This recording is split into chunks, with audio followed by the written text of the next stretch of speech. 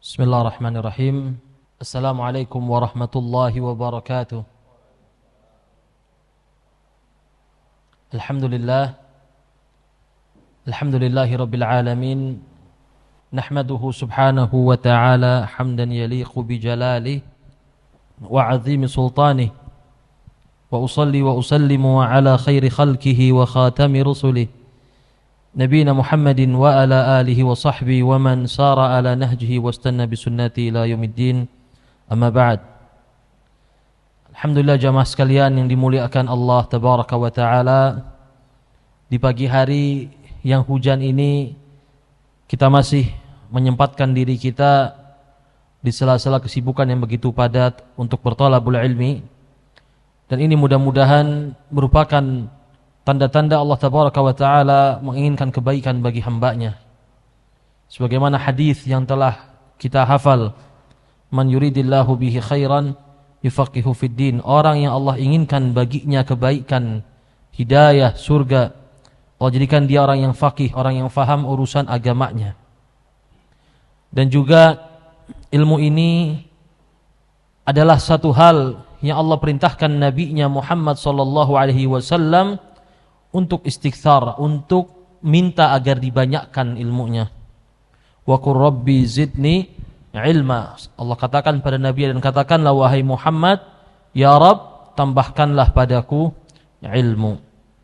Namun banyaknya ilmu tidak lantas membuat seseorang menjadi mulia kecuali dengan mengikhlaskan niatnya karena Allah tabaraka wa taala. Mari kita kembali uskan niat kita dalam thalabul ilmi karena Allah subhanahu wa ta'ala. Jamaah sekalian yang dimuliakan Allah tabaraka wa ta'ala, kemarin kita membahas aqwal para ulama tentang keutamaan ilmu. Sebutkan diantaranya adalah ucapan al-ilmu muru'ah liman la muru'ata lahu. Ilmu adalah muru'ah atau adab atau tata krama bagi orang yang sebelumnya enggak punya tata krama. Kemudian diantaranya juga illam yakun al-fuqaha al-amiluna awliya Allah falaysa lillahi wali. Seandainya para fuqaha, para ulama yang beramal dengan ilmunya bukanlah wali-wali Allah, maka niscaya tidak ada bagi Allah wali. Artinya apa? Enggak ada yang pantas jadi walinya Allah. Makanya Ibnu Taimiyah juga pernah membahas tentang aulia Allah, wali-wali Allah. Maka ada kitab namanya Aulia Ur-Rahman. Ya, membedakan Al-Furqan baina Aulia Ur-Rahman wa Aulia Usyaitan. Atau tadi ya, kitab pembeda antara wali-wali Allah dan juga wali-wali syaitan. Ibnu Taimiyah pernah mengatakan bahwasanya wali Allah humul muttaqun, orang-orang yang bertakwa kepada Allah tabaraka wa taala. Walaupun pada dirinya tidak terjadi hal-hal yang di luar nalar. Kadang-kadang pertimbangan orang, wali itu haruslah orang yang kejadian aneh-aneh misalkan ya. Misalkan gara-gara ngehina orang, orangnya langsung dapat hadiah umroh, langsung dapat hadiah ini itu, dikatakan wali. Ini bukan wali. Ya, bukan wali. Kalau enggak viral juga enggak bakal dapat hadiah dan lain-lain sebagainya. Siapapun orangnya. Cuma tadi masyarakat kita kadang-kadang ini terlalu gampang memberikan statement wali dan wali. Mungkin wali murid ya. Al-Imam Al-Bukhari juga dalam kitab Faraid ya, dalam awal pembahasan kitab Faraid dari sahihnya, beliau mengatakan hadis dari Uqbah bin Amir, ta'allamu qabla adh-dhannin. Belajarlah sebelum adh-dhannin. Al-Bukhari mengatakan adh-dhannin alladzina yatakallamuna bidh-dhann. Orang yang bicara agama hanya dengan persangkaan. Iyattabi'una illa adh-dhann wa ma tahwal anfus. Mereka ini orang-orang bicara agama hanya dengan hawa nafsu saja, dan itu banyak. Makanya agama ini kata Imam Malik, al-ilmu ma qala Allah wa qala rasuluh. Ilmu itu apa yang sesuai dengan firman Allah, dan apa yang sesuai dengan sabda Rasulullah sallallahu alaihi wasallam. Wa ma siwahuma famin waswasati syaitan. Adapun selain keduanya dan enggak sesuai dengan keduanya adalah waswasah dari syaitan. Jadi ilmu agama itu harus apa dalilnya? Apa contohnya? Pemahamannya apa? Ini yang disebut dengan pemahaman sahabat salafus salih. Makanya diantara contohnya sabda Nabi SAW, Nabi pernah bersabda, ini pentingnya contoh, pentingnya mengikuti pemahaman salafus salih. Nabi SAW pernah bersabda dalam sebuah hadis, beliau mengatakan, Iqra'u ala mautakum Yasin. Bacakan kepada mayit kalian Yasin. Terlepas sanad hadisnya dipertanyakan oleh para ulama. Sebagian ulama ada yang menghasankan hadis tersebut. Namun maksud mayit kalian di sini bukan orang yang sudah meninggal, tapi al-mustahdar atau al-muhtadar, orang yang sedang sekarat mau meninggal. Loh Ustaz, hadisnya kan dibilang mayit, bukan orang yang sekarat. Dari mana kita tahu? Cukup lihat kitab-kitab ulama zaman dulu. Bab yang menjelaskan tentang adab-adab menengok orang yang sakit dan orang yang akan meninggal. Disimpan hadis itu. Lagi-lagi bab menengok orang yang sakit. Lagi-lagi hadisnya itu. Babul ihtidhar yang dibahas hadis itu. Maka hadis ini dijelaskan oleh para ulama, maksudnya Nabi SAW mautakum bukan yang sudah meninggal, tapi yang akan meninggal. Ini pentingnya mengikuti pemahaman salafus salih. Terlepas dari perbedaan ulama dalam masalah mengamalkan hadis tadi atau tidak. Tapi sebagian orang-orang karena dia hanya baca letter lux dari hadisnya, akhirnya apa? Sudah meninggal dibacakan. Padahal dalam surat Yasin fungsi Quran apa? Litunzira man kana hayya, ngasih petunjuk, ngasih peringatan buat orang yang masih hidup. Yang sudah meninggal sudah beres urusannya. Jadi tadi pentingnya seseorang ikuti pendapat salafus salih. Dan juga pernah ada sebuah contoh, orang belajar agama hanya baca hadis, subhanallah bacanya salah lagi. Ya, salah. Jadi zaman dulu jamaah sekalian, itu huruf Arab itu ba sama ta atau ya sama ta itu titiknya enggak ada. Subhanallah, sampai pada Nabi SAW tentang syifa, pengobatan, dia baca hayyatus sauda. Hayyah ini ular. Jadi tidak ada kesembuhan kecuali dengan madu, dan juga dia harusnya bacanya habbatus sauda, harus yang benar. Ya, jintan hitam ya. Tapi karena dia bacanya sendiri, enggak pakai guru, enggak sesuai dengan pemahaman salafus salih, ditambah salah baca. Dibaca hayyatu sauda, hayyah ular hitam. Begitu ada ular hitam dipatok. Dibiarkan tangannya dipatok, dikira dia bakal sembuh. Ternyata apa? Sembuh. Pulang ke rahmatullah.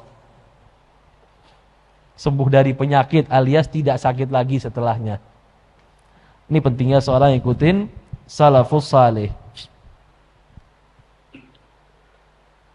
Wa ma'na ta'allamul ilma min ahlihi al-muhaqqiqin al-wara'in qabla dhahabihim wa maji' qaumin yatakallamuna fil ilmi bimithli ahwa'a nufusihim wa dhununihim allati laysa laha mustanadun syar'i.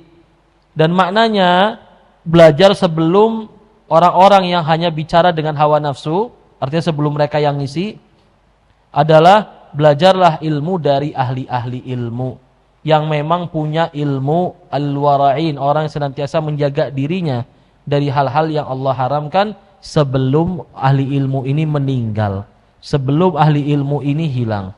Karena kata Nabi SAW, mana salawatnya ini? Innallah la yantazi'ul ilma intiza'an min qulubil ibad, walakin yakbiduhu aw yantazi'uhu biqabdil ulama, hatta idza lam yubki 'aliman ittakhadhan nas ru'usan juhalan fasu'ilu fa'aftau bighairi ilmin fadallu wa adallu. Kata Nabi SAW bahwasanya Allah tabaraka wa taala tidak serta-merta mencabut ilmu dari seluruh hamba-hambanya secara langsung. Enggak serta-merta ilmu ini hilang.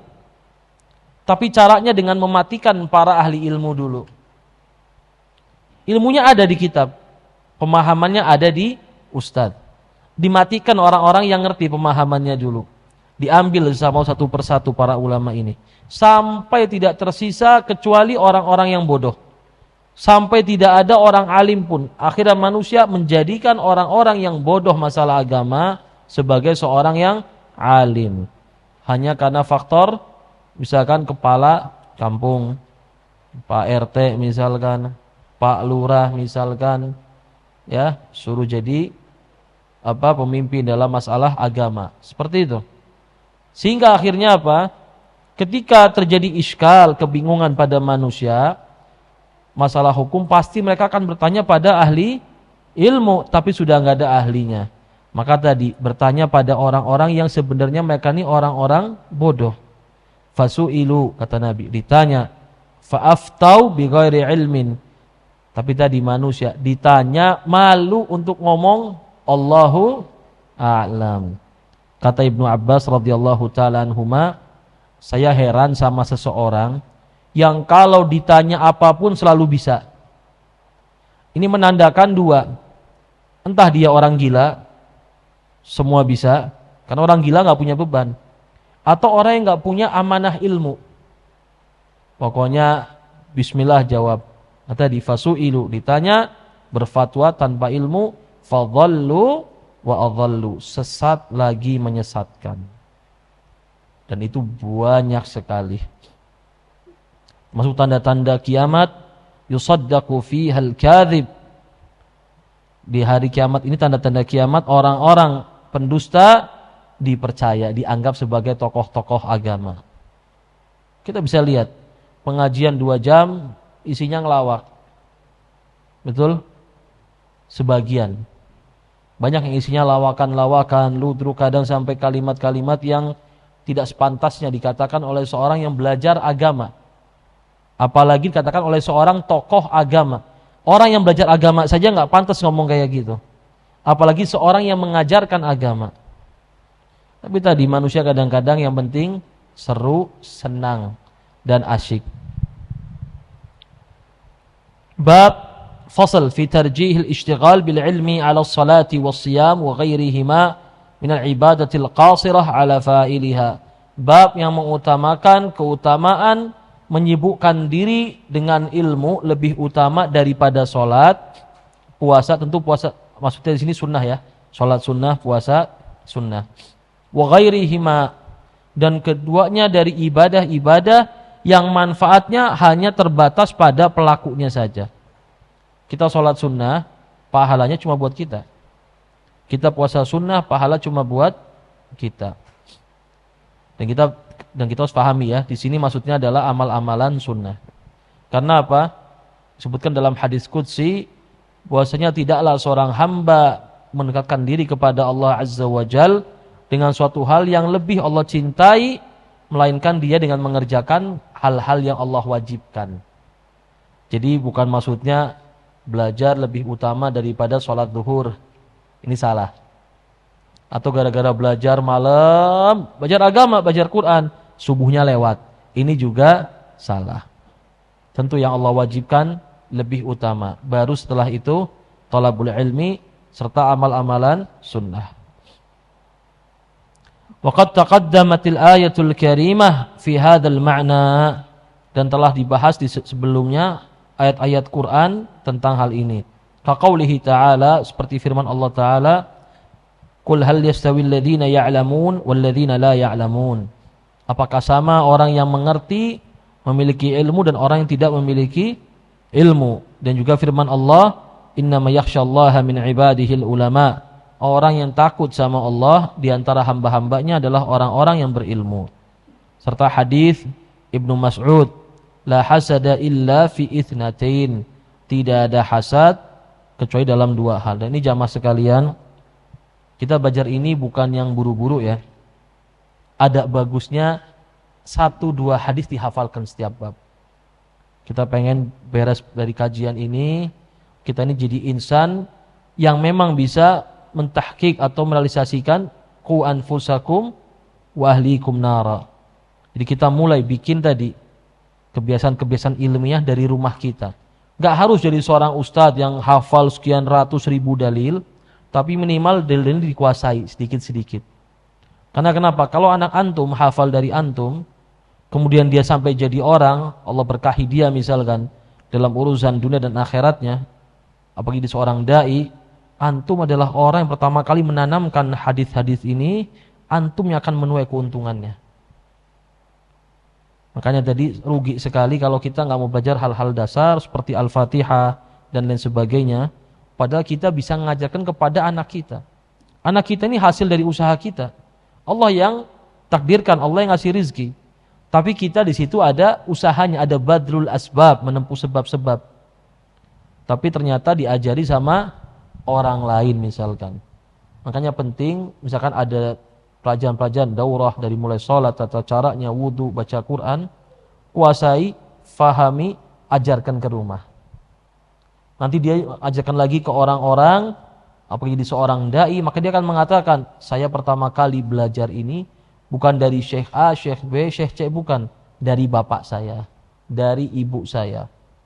Ini kebiasaan para ulama rahimahumullahu ta'ala. Kalau kita baca sirah mereka, enggak setiap dari mereka itu adalah anak ulama lagi. Tapi biasanya berasal dari keluarga yang memang kebiasaan tradisi agamanya bagus. Artinya apa? Mungkin sama kayak orang pengajian, punya ilmu segini. Mungkin bukan yang banyak sebagaimana dai. Tapi apa? Ilmu ini difahami, dihafal, dikuasai, diajarkan ke anaknya. Jadi rugi kalau kita sekedar sama anak urusannya hanya urusan makan dan minum. Harus ada lebih. Ini investasi kita harus lebih sama anak kita nih. Benar kita ngasih dia makan minum, biayain dia, nanti dia belajar agama, dapat pahalanya insya-Allah. Tapi kalau kita juga ikut termasuk orang yang ngajarkan agama ke dia, pondasi-pondasi dasar, ini tentu lebih utama lagi. Juga hadis Nabi ya berikutnya, yang idza mata ibnu Adam inqata'a amaluhu illa min thalath. Kalau anak Adam meninggal, amalannya terputus kecuali 3 hal. Di antaranya adalah awaladin salih yad'u lahu, anak soleh yang mendoakan dia. Wa hadis fadlul alim 'alal abid ka fadli 'ala adnakum, keutamaan seorang alim di atas ahli ibadah sebagaimana keutamaanku di atas orang yang paling rendah di antara kalian. Maksudnya yang paling rendah secara apa? Secara keilmuan. Karena memang manzilatu al-ilm ini adalah muktabas min manzilati nubuwah war risalah. Jadi kalau kita baca firman Allah tabaraka wa taala, minan nabiyyin wasiddiqin wasyuhada wassalihin. Ulama sebagian mengatakan di mana tempatnya alim? Alim itu ilmu. Nubuwah risalah diisi dengan ilmu. Dan juga semua amalan, bahkan jihad fisabilillah, bahkan bagaimana jadi orang soleh, bagaimana bisa membenarkan para nabi, itu semua butuh namanya ilmu. Maka kedudukan alim itu masuk, atau kedudukan ilmu ini masuk ke semua hal. Bahkan dia adalah muktabas atau breakdown dari ar-risalah wan nubuwah, dari kerasulan dan juga kenubuwatan. Kenapa? Karena Nabi SAW bersabda, para nabi tidak meninggalkan dinar dan dirham. Gak meninggalkan emas, gak meninggalkan perak. Mereka cuma meninggalkan ilmu. Jadi artinya ilmu ini warisannya atau modalnya para nabi. Nabi ini modalnya apa? Ilmu. Liyukhrijan nas minadh-dhulumat ilan nur. Modal paling utama adalah ilmu. Kenapa? Allah firmankan pada nabinya, ma kunta tadri mal kitab walal iman. Wahai nabi, kamu ini sebelum dapat wahyu dari Allah, jangankan bicara masalah hukum halal haram, makruh, sunnah dan lain sebagainya. Kamu aja nggak ngerti apa itu konsep Alkitab. Kamu nggak ngerti konsep apa itu wahyu dari Allah. Kamu nggak ngerti apa itu maksud dengan iman, konsep keimanan. Tapi tadi diturunkan sama Allah wahyunya. Rasulullah SAW diajari berupa Quran dari Allah Tabaraka wa Ta'ala dengan perantara Jibril, sampai akhirnya Rasulullah SAW bisa membimbing umatnya. Inilah pentingnya ilmu. Sampai Nabi katakan, faman akhadha bihadzin wafir. Yang mau ngambil ilmu, dia telah mengambil keuntungan yang sangat-sangat besar. Dan banyak lain hadisnya. Kemudian hadis Ali radhiyallahu taala anhu, la ayyahdiyallahu bika rajulan wahidan khairul laka min humurin na'am. Ini hadis panjang dari Sahal bin Sa'ad As-Sa'idi radhiyallahu taala anhu, disebutkan waktu itu Rasulullah sallallahu alaihi wasallam, mana salawatnya ini, bersabda, la u'tiyanna qadan rayatan rajulan yuhibbullaha wa rasulahu wa yuhibbuhullahu wa rasuluh. Besok kata Rasulullah, saya akan serahkan panji perang Khaybar. Khaybar ini perang antara muslim melawan Yahudi. Jadi zaman dulu tuh perang masing-masing punya panji perangnya. Itu bisa dibilang kayak kalau panjinya jatuh ya sudah, berarti kalah pasukannya. Besok kata Rasulullah, saya akan serahkan bendera perang ini, panji perang ini kepada seseorang yang cinta Allah dan Rasulnya, dan juga orang itu dicintai oleh Allah dan Rasulnya. Habis itu Nabi pergi. Maka semua sahabat Nabi waktu itu berangan-angan. Mereka semua berandai-andai-andaikan saya. Semuanya ngarep-ngarep. Fabatan nas yadukuna lailatahum ayyuhum yu'taha. Maka malam-malam semua saling bahas, siapa yang dapat ya? Kira-kira siapa di antara kita nih? Falamma asbah, ketika pagi hari sholat subuh beres, semua orang segera menggeruduk Rasulullah sallallahu alaihi wasallam. Semuanya berlomba, mudah-mudahan saya yang dipilih. Tapi lihat, ini konsep rezeki. Annama asabaka lam yakun liyukhti'ak. Ini takdir Allah. Ya, bahwasanya yang sudah memang bagian kamu enggak akan pernah meleset. Wa ma akhta'aka lam yakun liyusibak. Dan yang memang bukan bagian, bukan haknya kamu enggak akan pernah dapat. Subhanallah, Rasulullah sallallahu alaihi wasallam di banyaknya orang kumpul, beliau nyari orang yang enggak hadir malah. Aina Ali bin Abi Thalib? Mana Ali bin Abi Thalib? Sakit ya Rasulullah. Subhanallah, enggak hadir, sakit mata. Susah ngelihat waktu itu. Dipanggil sama Rasulullah sallallahu alaihi wasallam, kemudian beliau ludahi. Tapi ini hanya mukjizat Rasulullah sallallahu alaihi wasallam. Jadi enggak bisa ya Pak Kiai misalkan, atau Pak Ustadz atau saya, waliyadzubillah ya. Kalau kiai-kiai atau ustadz meludahi orang itu tidak menyembuhkan sakit mata, tapi menyembuhkan darah rendah. Ya, darahnya rendah, emosi langsung. Allahu Akbar. Nah, dan juga Nabi pernah meludahi sebuah sumur yang kering langsung banyak air, dan ini termasuk berkahnya Rasulullah sallallahu alaihi wasallam. Dan ini akidah perlu difahami, bahwasanya Ahlus Sunnah wal Jamaah berkeyakinan bahwasanya atharur Rasul sallallahu alaihi wasallam, sisa-sisa Rasulullah berupa keringatnya, air ludahnya, bajunya membawa keberkahan. Betul. Tetapi pertanyaannya, apakah benar yang sekarang ada itu merupakan athar Rasulullah sallallahu alaihi wasallam? Karena terlalu jauh jaraknya. Dan juga dulu sama sahabat Nabi itu dihabiskan. Dulu sahabat Nabi ada yang ngambil keringatnya Rasulullah sallallahu alaihi wasallam. Sudah habis, enggak mungkin disisakan ke sampai zaman sekarang, rugi. Ya. Bahkan ulama mengatakan, meragukan. Ulama iya mengakui betul. Pertanyaannya, yang sekarang ini betul enggak punya Rasulullah sallallahu alaihi wasallam? Nah, itu yang kita enggak tahu. Dipanggillah Ali sama Rasulullah. Kemudian diludahi matanya sampai sembuh. Subhanallah, sembuh langsung. Fabari'a ka'allam yakun bihi waja'. Sembuh seakan-akan enggak pernah sakit mata sebelumnya. Subhanallah ya. Kemudian Nabi SAW bersabda pada Ali, ala rislika hatta tanzila bisahatihim thummad'uhum ilal Islam. Ali, berangkat perang yang tenang, jangan tergesa-gesa, jangan terburu-buru. Bayangkan, inilah konsep ilmu. Sampai perang pun ada ilmunya, ada adab-adabnya, ada aturan-aturannya. Kalau perang saja ada adabnya, apalagi majelis ilmu. Perang saja pakai adab sama musuh, apalagi majlis ilmu ngajari orang.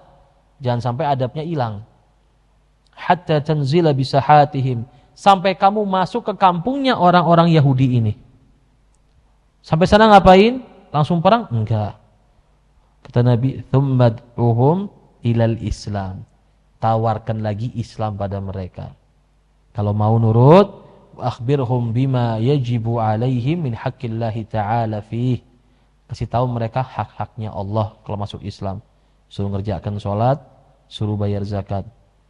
Kata Nabi kemudian, fa wallahi ya Ali, demi Allah wahai Ali, la yahdiyallahu bika rajulan wahidan khairul laka min humurin na'am. Seandainya satu orang saja, kata Rasulullah, masuk Islam, dapat hidayah melalui perantara dirimu wahai Ali, wallahi ini lebih utama daripada unta merah. Unta merah ini sampai zaman sekarang harganya masih miliaran. Sebagai sebuah rams atau sebuah sebuah lambang kekayaan orang-orang Arab. Mungkin ada yang pernah lihat di medsos ya, kambing yang kupingnya itu bukan kambing buat disembelih itu. Itu kambing buat kebanggaan, begitu pula unta merah. Dan memang seandainya ada permisalan harta yang lebih mahal daripada unta merah waktu itu, pasti Rasulullah akan jadikan itu permisalan. Bukan artinya seperti unta merah ya sekian miliar, bukan. Maksudnya apa? Pahalanya begitu besar. Makanya jamaah sekalian yang hadir di sini, yang menginisiasi, yang ikut ngaji, bawa ilmu pulang ke rumah, ngajarkan ke orang, ke keluarganya, ke anaknya, ke istrinya, ke orang tuanya, sanak saudaranya semua. Jangan pernah merasa ini amalan yang kecil, jangan. Aduh capeklah hadir. Kalau antum sudah mulai rasa futur, ingat, barangkali satu ucapan antum ini menjadi sebuah hal yang membawa hidayah kepada orang yang antum sampaikan ilmu. Makanya la tahkiranna minal ma'ruf syai'a, kata Rasulullah. Jangan pernah meremehkan perbuatan baik sekecil apapun, kata Rasulullah. Walau antalqa akhak biwajhin taliq. Walaupun kamu ketemu saudaramu berpapasan dengan wajah yang senyum bahagia. Karena kadang-kadang orang ini anti sama dakwah karena tampangnya sangar. Assalamualaikum. Jangan ya. Assalamualaikum ya dijawab waalaikumsalam. Kalau perlu kita. Apalagi orang-orang yang lebih dahulu lahir daripada kita ya. Itu mereka kadang-kadang merasa tersinggung. Ini anak muda baru kemarin. Apalagi satu kampung saya tahu kecilnya. Lah sekarang udah jadi ustadz. Jangankan nyapa. Tampangnya kecut. Melihatnya ke depan terus nggak pernah nyapa orang. Ini sebab-sebab orang lari dari hidayah. Maka Nabi SAW pernah bersabda, pernah marah kepada sahabatnya waktu itu. Wa inna minkum lamunaffirin. Itu kejadiannya Mu'adz bin Jabal setelah sholat sama Rasulullah pulang ke kampungnya ngimamin sholat. Subhanallah bacanya panjang banget. Ini orang-orang baru belajar Islam, dibawa dengan standarnya Mu'adz bin Jabal. Sampai ada pemuda, apalagi orang Madinah ini petani ya. Petani itu gak kayak orang dagang duduk santai nunggu orang datang. Ini petani ya nyangkul ya, pagi di Arab sana panasnya luar biasa. Sholat Isya, udah sholatnya kemalaman, panjang bacanya. Akhirnya apa? Ada satu orang pemuda yang batalkan sholatnya, sholat sendiri. Kata Mu'adz, munafik nih orang. Langsung main, kasih stempel munafik. Saya laporkan ke Rasulullah SAW. Subhanallah pemuda ini pun lapor ke Rasulullah, laporkan Mu'adz. Jadi masing-masing mau ngadu ke Rasulullah. Sampai Rasulullah SAW dipanggil Mu'adz. Langsung sama Nabi tegur, afattanu anta ya Mu'adz. Kamu mau bikin masalah ya Mu'adz ya. Mau cari masalah ya. Bayangkan padahal Mu'adz ini seorang yang alim. Dekat sama Nabi. Tapi Nabi tegur, gak pantas kamu dakwah ini ada aturannya. Dakwah itu kalau kamu sholat, jangan panjang-panjang, bisa dengan al-ikhlas, dengan ini. Baca yang penting, sholatnya sah, sudah. Nanti kalau sudah ilmu sudah mulai, memang tempat pas buat baca panjang silahkan. Kalau mau panjang lagi silahkan sholat malam. Jadi ada bahkan sampai hal-hal yang menyangkut orang banyak, Islam punya aturan. Padahal sholat fardu, sholat wajib. Apalagi misalkan kajian jam 10 malam, bukan kajian, ngelawak-ngelawak, pakai toa besar. Saya pernah di tempat di Majalengka ya. Subhanallah depan rumah ini masjid langsung, toanya ke arah rumah. Jam 11 malam, cekakak cekikik, satu kampung. Cuma kalau saya parani ya rame. Antum siapa, pendatang bukan orang sini, kok berani negur, ya sudah. Udah gitu pakai embel-embel WAHBI. Ceramahnya itu terus. Temanya itu ada saya ini apa ya Allah. Nggak tahu mungkin tahu saya di situ mungkin ya. Jadi tadi sholat saja ada aturannya. Dan Nabi pernah negur sahabatnya, wa inna minkum lamunafirin. Banyak dari kalian ini bikin orang lari dari Islam. Islam ini dinus samha. Agama yang toleransi, agama yang lembut. Agama yang penuh kasih sayang. Tapi sayang, para pendakwahnya kadang-kadang bikin orang lari. Bikin orang kabur dari Islam. Gambarkan Islam agama yang begitu sulit. Sebagai contoh, Rasulullah SAW suatu ketika di zaman Nabi ya, ada seorang Badui, Arabi, orang Badui ini orang yang memang nggak ada rumah. Rumahnya pakai tenda, pindah-pindah. Biasanya mengembala kambing. Singkat cerita, datang ke Rasulullah SAW, ya Rasulullah, halaktu ya Rasulullah. Saya celaka, saya binasa, saya celaka, saya binasa. Nabi kaget, wa ma yuhlika, kamu celaka kenapa? Emang kamu ngapain, kata Rasulullah. Kata dia, waqa'tu alam ra'ati nahara Ramadan. Saya mendatangi istri saya di siang hari bulan Ramadan. Wah, ini dosa besar ini. Ya sudah, kata Nabi. Kalau gitu, kamu bisa bebasin budak enggak sebagai kafarah? Ya Rasulullah, saya ini orang miskin. Mana bisa saya bebaskan budak? Ya sudah. Kalau gitu kamu bisa puasa enggak 2 bulan berturut-turut? Ya Rasulullah, saya enggak sanggup ya Rasulullah. Lihat fisik saya orang Badui muter-muter nyari makan panas, bagaimana puasa 2 bulan berturut-turut? Ya sudah, bisa enggak ngasih makan 60 fakir miskin? Ya Rasulullah, saya ini orang miskin. Budak enggak mampu, bahkan untuk makan keluarga pun saya juga susah ya Rasulullah. Sampai sama Nabi dikasih sekeranjang kurma. Nih, saya modalin buat kamu kafarah. Kamu kasih orang miskin. Kata dia apalagi, ya Rasulullah, di Madinah ini enggak ada yang lebih miskin daripada saya ya Rasulullah. Sampai kata Nabi, at'im ahlak. Sampai Nabi ketawa. Ya udah, kasih makan keluargamu nih. Dia ngelanggar, tapi apa subhanallah, dia yang dapat kurmanya. Ini subhanallah, ini Rasulullah SAW. Tentu bukan berarti bermudah-mudahan. Memang Nabi sudah dicek valid. Ini orang susah, ini orang begini. Dan Nabi melihat. Dan juga contoh lain. Rasulullah SAW dengan seorang Badui yang kencing di Masjid Nabawi. Masuk masjid bukan sholat, bukan apa, kencing. Sahabat Nabi udah pada emosi, marah. Kata Nabi, biarkan. Biar kencingnya beres dulu. Beres kencing sama Nabi dipanggil, dikasih segayung air, siram. Habis itu Nabi ngasih tahu, ini masjid, nggak boleh buat pipis, ini buat sholat, begini.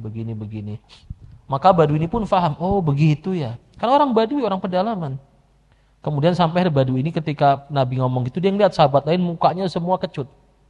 Muka-muka orang emosi, tapi ditahan karena ada Rasulullah ya. Akhirnya Badui ini pun dengan polosnya berdoa pada Allah.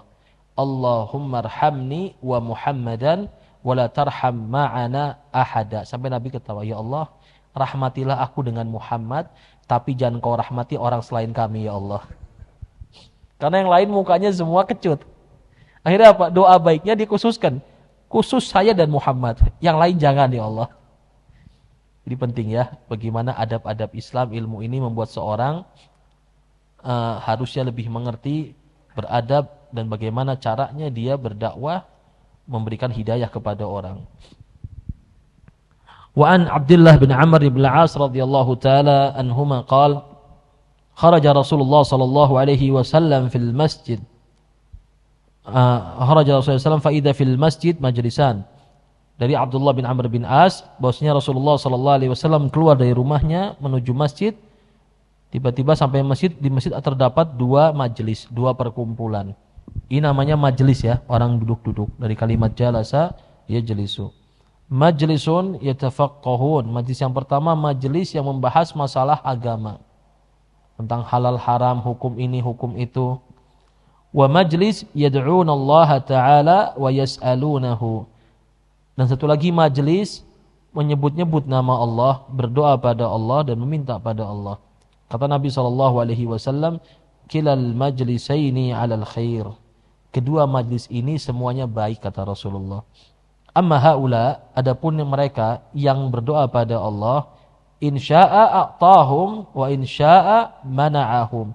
Ini yang doa sama Allah, bisa jadi doanya sama Allah diijabah langsung, bisa jadi sama Allah tidak diijabah doanya. Amma haula, adapun yang satunya lagi majlis ilmu ini, fayata'allamun wa yufaqqihunal jahil.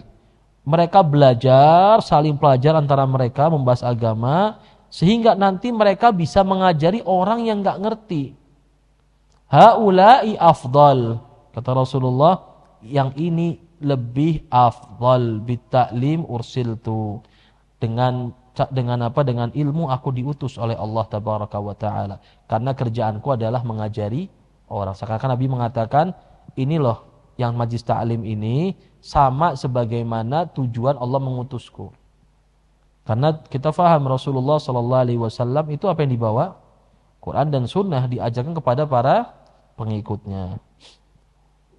Nah, saat hadis ini dipertanyakan sama para ulama, tapi maknanya sahih maknanya. Warawal Khatib Al-Hafidh Abu Bakar Ahmad bin Ali bin Thabit Al-Baghdadi fi kitabih Kitabul Faqih wal Mutafaqih ahadith wa atharan kathirah bi asanidha mutatarraqah, dengan sanad-sanadnya yang banyak. Wa minha an Ibnu Umar radhiyallahu taala anhuma, dari Ibnu Umar, Abdullah bin Umar radhiyallahu taala anhuma, dia mengatakan Rasulullah sallallahu alaihi wasallam bersabda, "Idza marartum bi riyadil jannati farta'u." Kalau kalian mampir atau melewati riyadil jannah, taman-taman surga, kata Nabi, mampirlah. Qalu ya Rasulullah wa ma riyadul jannah? Ya Rasulullah, apa sih taman-taman surga itu? Kata beliau sallallahu alaihi wasallam, hilakul dzikr, majlis-majlis dzikr. Fa inna lillah sayyarat minal malaikah. Allah ini punya malaikat-malaikat yang kegiatannya tuh berjalan. Muter-muter ngapain? Mencari majalisud dzikr. Ini sesuai dengan sabda Nabi sallallahu alaihi wasallam. Tidaklah suatu kaum berkumpul di rumah Allah, membahas agama, baca Quran, melainkan akan dinaungi oleh malaikat. Wa an Atha qal majalisud dzikr hiya majalisul halali wal haram wa kaifa tashtari wa tabi' wa tusalli wa tasum wa tankih wa tutalliq wa tahuj wa ashbah dzalik. Atha pernah mengatakan majalisud dzikr, yang disebut dengan majlis dzikr, adalah majlis yang membahas tentang halal dan haram. Karena zikr, sebenar-benar zikr, bukan cuma sekedar Allah, Allah, asyhadu an la ilaha illallah, atau sekedar subhanallah, alhamdulillah, Allahu akbar. Enggak itu saja. Tapi memahami esensi hakikatnya apa. Harus tahu tujuannya apa. Karena banyak orang la ilaha illallah tapi masih kedukun. La ilaha illallah masang sesajen di pohon beringin. Ini subhanallah, ini enggak akan dilakukan oleh orang-orang musyrik di zaman Rasulullah sallallahu alaihi wasallam. Enggak bakal orang musyrik zaman Rasulullah sambil la ilaha illallah sambil melakukan perbuatan syirik. Karena mereka benar-benar faham maknanya, tapi mereka mengingkari itu. Orang kita rajin mengucapkan, tapi apa? Enggak faham maknanya. Sampai ada cerita seekor burung beo ini lancar, asyhadu an la ilaha illallah, ilaha illallah, ilaha illallah, burung beo. Tahu-tahu burung beo ini mati.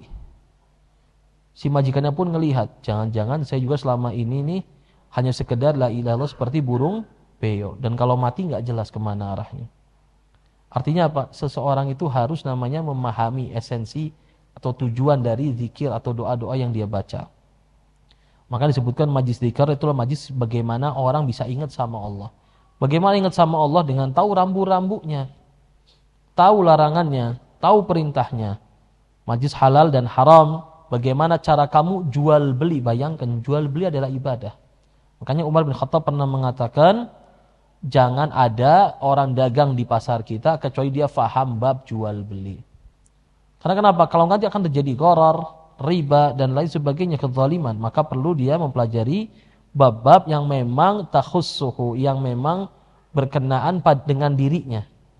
Misalkan antum fokusnya di bidang keuangan misalkan, ya maka harus belajar tentang bab-bab tentang keuangan syariah. Supaya apa? Supaya kita nggak masuk pada pelanggaran-pelanggaran syariah dari sisi keuangan.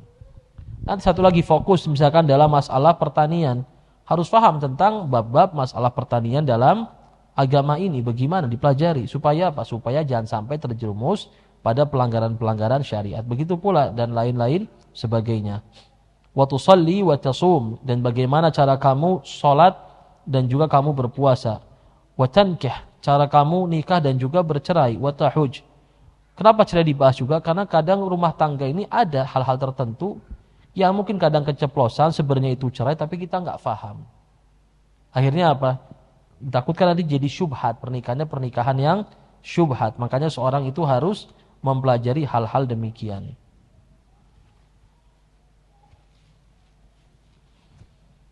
Jadi penting ya jamaah sekalian, masalah rumah tangga, masalah tolak. Banyak dari kaum muslimin saya pernah adakan kajian, banyak yang enggak paham apa itu bainunah as-sughra, bainunah al-kubra, masa iddah itu mutallaqah berapa lama, bagaimana cara menghitungnya, apa saja yang boleh dilakukan, apa saja yang tidak boleh dilakukan. Ini hal-hal yang sebenarnya penting.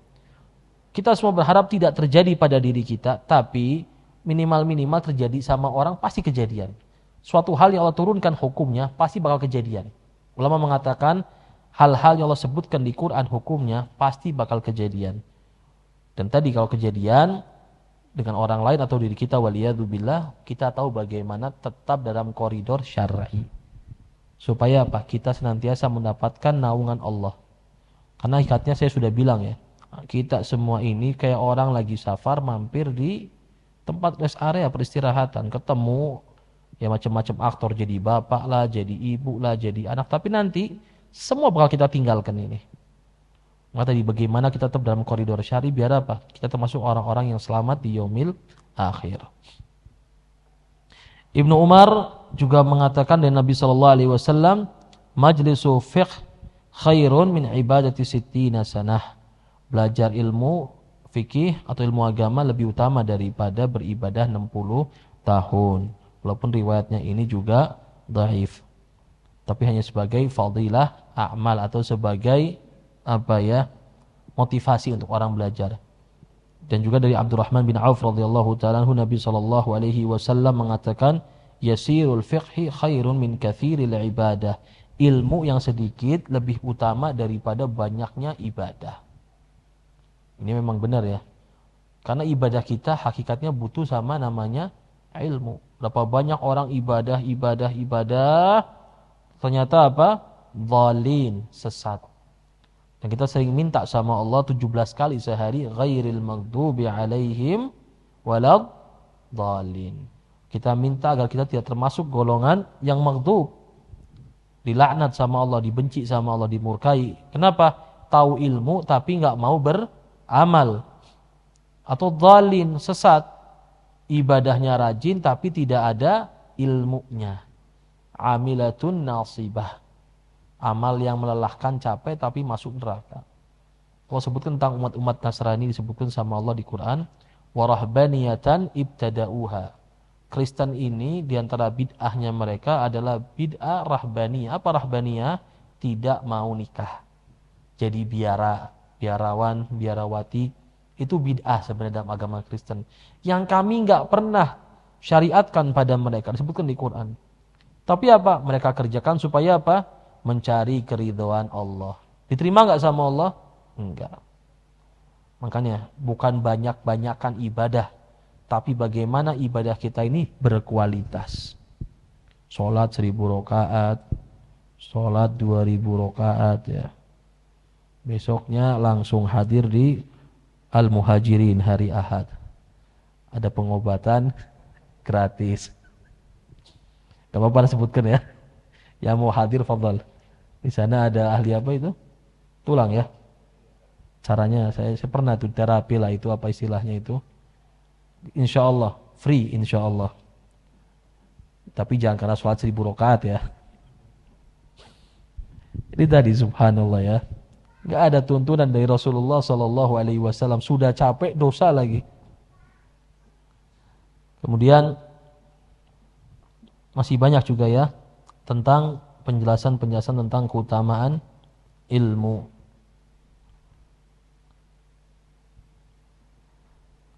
Kemudian diantara nasyid atau syair-syair berkenaan tentang ilmu, kita agak cepatkan sedikit ya. Dikatakan dari Abil Aswad Ad-Du'ali At-Tabi rahimahullah tadi mengatakan al-ilmu zain wa tashrifun li sahibihi fatruk udita fununal ilmi wal adaba la khaira fi man lahu aslun bila adabin hatta yakuna ala mazanahu hadiba. Ilmu ini adalah perhiasan dan kemuliaan bagi orang yang punya ilmu. Maka carilah ilmu. Semoga Allah memberikanmu petunjuk untuk memiliki ilmu serta adab. Karena tidak ada kebaikan bagi orang yang mempunyai nasab tapi nggak punya adab.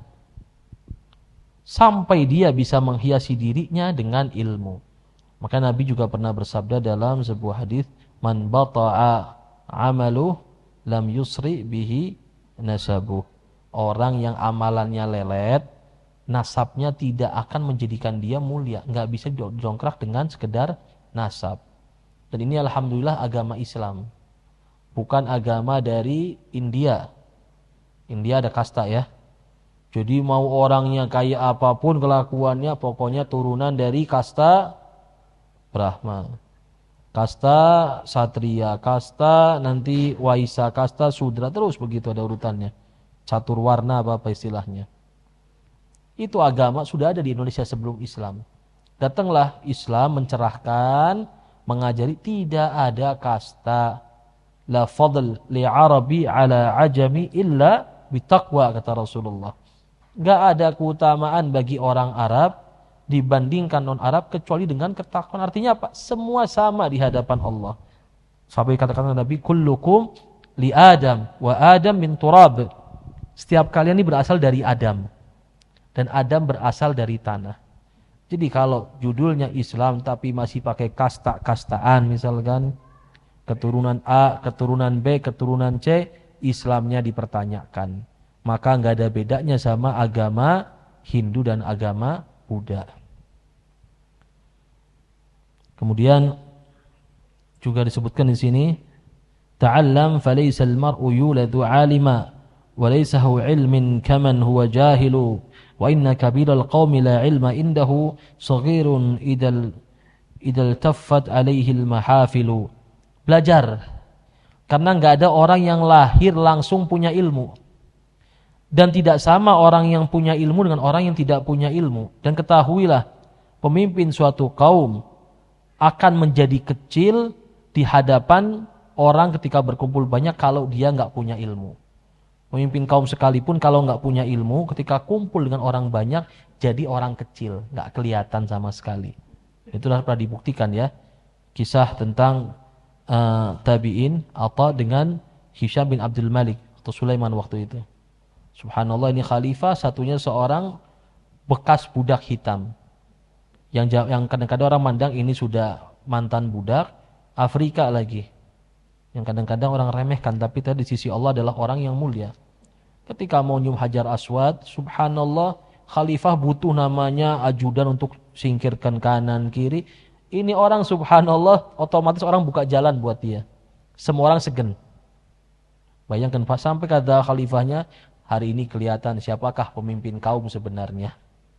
Jadi orang ini adalah pemimpin kaum dengan ilmunya, saya pemimpin kaum dengan kekuasaan. Dan tadi ulama memang fungsinya seperti itu.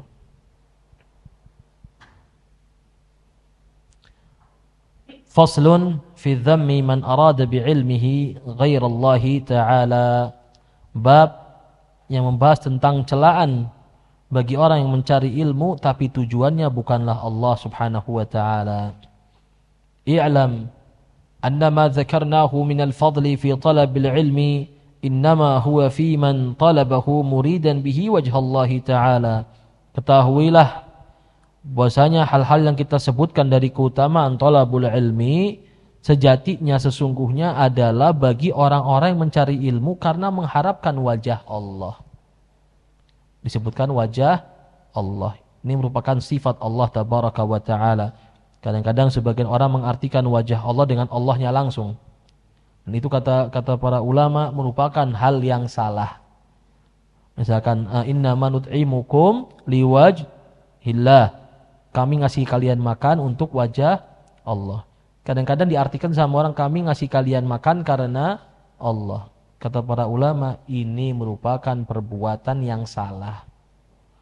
Seakan-akan dia itu secara halus menolak sifat wajah bagi Allah. Sampai langsung disebutkan kepada Allahnya. Padahal Allah punya wajah. La li ghardin minad dunya. Tidak ada tujuan dari duniawi. Semuanya untuk wajah Allah. Wa man aradahu li ghardi dunyawi kamalin aw riyasatin aw mansabin aw wijahatin aw syuhrah aw istimalatin nasi ilaihi aw qahri munadhirin wa nahwi dzalik fa huwa madhmum. Maka barang siapa mencari ilmu dengan tujuan untuk mendapatkan hal-hal duniawi seperti harta, kedudukan, jabatan kepemimpinan, atau untuk mendapatkan posisi bisa dikenal sama orang, atau untuk ditokohkan sama manusia, atau bisa memenangkan perdebatan di hadapan orang banyak dan selainnya, maka ini adalah hal yang tercela. Allah tabaraka wa ta'ala berfirman, "Man kana yuridu harthal akhirah nazid lahu fi harthih wa man kana yuridu harthad dunya nu'tihi minha wa ma lahu fil akhirati min nasib." Maka barang siapa mencari peruntungan akhirat, kami akan tambahkan baginya keuntungan di akhirat nanti. Artinya apa? Diberikan balasan. Jadi kita beramal, belajar ilmu, tujuannya apa? Mencari keuntungan di akhirat nanti. Dan barang siapa menginginkan keuntungan dunia, kami kasih juga, kata Allah. Kami kasih dunianya, tapi di akhirat dia tidak mendapatkan sama sekali. Waliyadzubillah. Orang belajar pengen dapat kedudukan, dikasih sama Allah. Tapi di akhirat tidak mendapatkan balasan dari Allah. Bahkan apa kata Rasulullah SAW, termasuk thalathatun tusa'aru bihimun nar yaumal qiyamah. 3 golongan yang mana Allah panaskan neraka dengan mereka. Di antaranya siapa? Orang yang alim atau orang yang baca Al-Quran. Yang tujuannya untuk mendapatkan posisi. Tujuannya bukan karena Allah. Biar disebut sebagai seorang alim. Orang yang, intinya apa? Tujuannya bukan karena Allah. Dan juga diantaranya juga orang yang berinfak. Jawad. Orang yang karim. Dermawan. Suka sedekah, suka ini. Siliuqal jawad. Supaya disebut sebagai orang dermawan. Serta orang yang jihad fisabilillah. Jihad capek sampai meninggal, mengorbankan nyawa. Tujuannya apa? Biar disebut sebagai seorang pemberani, pembela Islam dan lain sebagainya. Maka 3 golongan ini adalah orang yang akan menjadi pemanas, pemantik, na'udzubillah, neraka Allah. Waliyadzubillah. Kemudian juga Nabi SAW pernah mengatakan dalam sebuah hadis bahwasanya ilmu tidak dipelajari litubahu bihil ulama, untuk berdebat-debat dengan para ulama. Biar kelihatan, saya juga punya ilmu nih. Tanding ilmu. Autumari bihis sufaha. Atau menunjukkan keilmuannya, mendebat di orang-orang bodoh. Biar dianggap sebagai orang yang alim. Bukan itu tujuannya. Kata Nabi SAW, maka barang siapa belajar ilmu tujuannya itu, fannaru aula bihi. Maka neraka lebih pantas buat orang-orang seperti ini. Kemudian juga disebutkan di sini hadis riwayat Muslim dari Abi Hurairah, sami'tu Rasulullah sallallahu alaihi wasallam yaqul, inna awwalan nasi yuqda yaumal qiyamah alaihi rajulun ustushhid. Tadi sudah saya sebutkan ya, adalah orang pertama kali nanti dihisab di hari kiamat, dibalas adalah orang yang mati syahid. Fa utiya bihi fa arrafahu ni'amahu fa arrafaha. Qal fama amilta fiha. Ditanya sama Allah, kamu syahid karena apa? Qataltu fika ya Rabb, aku ini perang karenamu ya Allah sampai saya mati syahid. Apa kata Allah? Kadzabta, kamu bohong. Walakin qatalta liyuqal jari, kamu berperang biar disebut sebagai pemberani, pahlawan. Faqad qil, sudah dibalas. Ya, kamu mati, orang-orang mulai membuat kamu sebagai seorang pahlawan. Jadikan pahlawan sama orang. Fasuhiba ala wajhihi hatta ulqiya finnar. Sampai dibenamkan oleh Allah ke dalam neraka, tapi wajahnya dulu yang jatuh. Dan juga waliyadzubillah, orang yang belajar ilmu serta orang yang bersedekah. وروينا عن أبي هريرة أيضا قال رسول الله صلى الله عليه وسلم من تعلم علما مما يبتغى به وجه الله لا يتعلمه إلا ليصيب به عرضا من الدنيا لم يجد عرف الجنة يوم القيامة. Barang siapa belajar ilmu yang seharusnya tujuan dari belajar itu mencari wajah Allah, tapi ternyata dia belajar nggak lain nggak bukan untuk mendapatkan keuntungan duniawi, maka orang ini tidak akan mencium bau wanginya surga di hari kiamat nanti. Nyium saja enggak, apalagi masuk ke dalam surga Allah. Dan senada juga dengannya hadis berikutnya. Serta sabda Nabi sallallahu alaihi wasallam dari Anas dan Hudzaifah, Nabi bersabda, "Man talabal ilma liyumari bihi as-sufaha wa yukathira bihi al-ulama aw yasrif bihi wujuhan nas ilaih falyatabawwa maq'adahu minan nar." Siapa saja yang belajar ilmu untuk berdebat di hadapan orang-orang bodoh, atau biar dianggap sebagai ulama, atau untuk menarik perhatian orang kepada dirinya, maka siapkanlah tempatnya di neraka. Dalam riwayat lain disebutkan adkhalahullahu nar, Allah masukkan dia ke dalam neraka Allah Subhanahu wa taala.